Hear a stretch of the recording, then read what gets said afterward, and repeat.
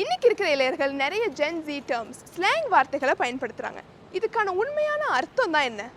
வாங்க அவங்களையே கேட்டு தெரிஞ்சுக்கலாம். இது தமிழ் முரசின் ஜென் ஜி அலப்பறைகள் 2.0. அரூர்ப்பா இருக்கு, அதுதான் ஈக்குன்னு சொல்லுவாங்க.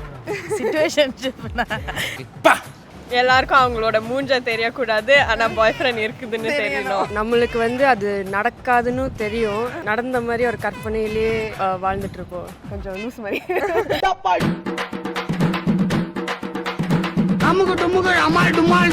மொழி வெறும் பள்ளிப்பாடமாக மட்டுமின்றி வாழ்க்கை முறையாகவும் விளங்குகிறது என்பதை உணர்ந்து அரசாங்கம் லிங்குவிஸ்டிக் அஜிலிட்டி, அதாவது விரைவான மொழி பயன்பாட்டை ஊக்குவிக்கிறது. கடந்த சில ஆண்டுகளாக இளையர்கள் தொடர்புடனும் நெருக்கமாகவும் இருக்க ஜென் ஜி ஸ்லாங்கை பயன்படுத்தி வருவதால் உண்மையில் மொழி பயன்பாட்டில் நிகழும் மாற்றங்களை எடுத்துக்காட்டும் உள்ளடக்கங்களையும் அரசாங்கம் பயன்படுத்தி வருகிறது. இருப்பினும் இளையர்கள் தொழில்முறை போட்டித்தன்மை மிக்கவர்களாகவும் பண்பாட்டில் வேரூன்றியவர்களாகவும் இருப்பதை உறுதிப்படுத்த இளையர்கள் முறையான மொழியில் வல்லமை பெற்றிருப்பதே முக்கிய நோக்கமாக விளங்குகிறது. இன்னைக்கு இருக்கிற இளையர்கள் நிறைய ஜென்சி டேர்ம்ஸ் ஸ்லாங் வார்த்தைகளை யூஸ் பண்றாங்க. நான் உங்ககிட்ட ஒரு 3 ஜென்சி டேர்ம்ஸ் சொல்லுவேன், அதோட மீனிங் என்ன அப்படின்னு நீங்க சொல்லலாம். டிலுலு அப்படின்னா என்ன?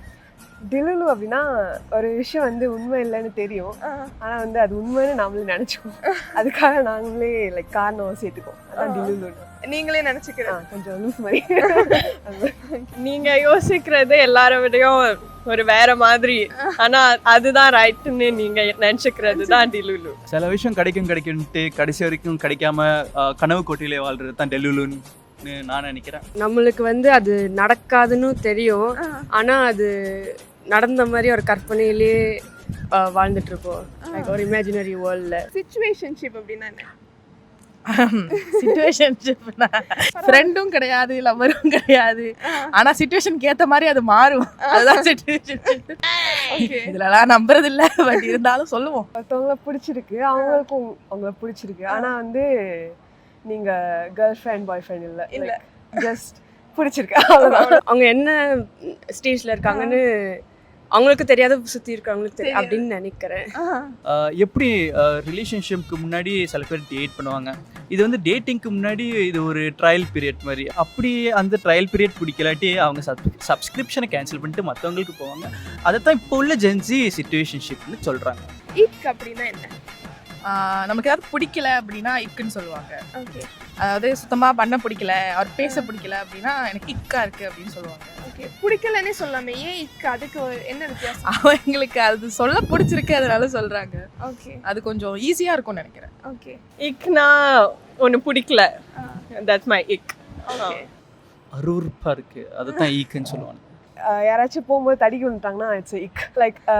ஏதாச்சும் எம்பாரசிங்காக பண்ணா அது ஒரு இக்குன்னு சொல்லுவோம். ஓகே, அவங்களுக்கு இக்கா, உங்களுக்கு இக்கா? அதை பார்த்துட்டு நம்மளுக்கு அவங்க மேல ஒரு அட்ராக்ஷன் போயிடும், அப்படின்னா ஒரு இக். ஓகே, ஸ்லே அப்படின்னா என்ன? அது ஸ்லே அப்படின்னா மாஸ், அந்த மாதிரி. அது ரொம்ப ஸ்லேயா இருக்குதுன்னா மாஸா இருக்குது, அந்த மாதிரி. அது 2-3 விதத்துல பயன்படுத்தலாம். நல்லா இருக்கு அப்படின்னு சொல்றதுக்கு யூஸ் பண்ணுவாங்க, இல்லைன்னா நீ கரெக்டா பண்ணிருக்க, லைக் கண்டினியூ பண்ணு அப்படின்னு சொல்றதுக்கு சொல்லுவாங்க. நீங்க நல்லா பண்றீங்க, செம்மையா இருந்துச்சு, அது மாதிரி ஒரு பாசிட்டிவான ஒரு என்கரேஜ்மெண்ட் அப்படின்னு சொல்லுவாங்க. சாஃப்ட் லான்ச்னா என்ன? இப்போ ஃபார் எக்ஸாம்பிள் 2 பேரும் ஒன்றா இருக்காங்க அப்படின்னா உடனே எல்லாருக்கும் சொல்லிடாம அவங்க 2 கையை பிடிச்சிருக்கிற மாதிரி ஏதாச்சும் ரொம்ப மறைமுகமாக ஃபோட்டோ எடுத்து போடுறதுக்கு பேர் சாஃப்ட் லான்ச். நீங்கள் யாராச்சும் டேட் பண்ணுறீங்கன்னா எல்லாருக்கும் அவங்களோட மூஞ்ச தெரியக்கூடாது, ஆனா பாய் ஃப்ரெண்ட் இருக்குதுன்னு தெரியணும், அதான் சாஃப்ட் லான்ச். சட்டிலாக இன்ட்ரடியூஸ் பண்ணுறது தான் சாஃப்ட் லான்ச்னு சொல்லுவாங்க. லைக் ஏதாச்சும் டேட் போனீங்கன்னா ஒரு ஃபோட்டோ எடுத்து அவங்க கை மட்டும் தெரிகிற மாதிரி, அது சாஃப்ட் லான்ச் அப்படி இருக்கும். ரிஸ் அப்படின்னா என்ன? ரிஸ்னா அந்த வார்த்தை கரிஸ்மா இந்த வேர்ட்லேருந்து வருது. ஸோ அதை ஷார்ட்டாக ரிஸ்ன்னு சொல்லுவாங்க.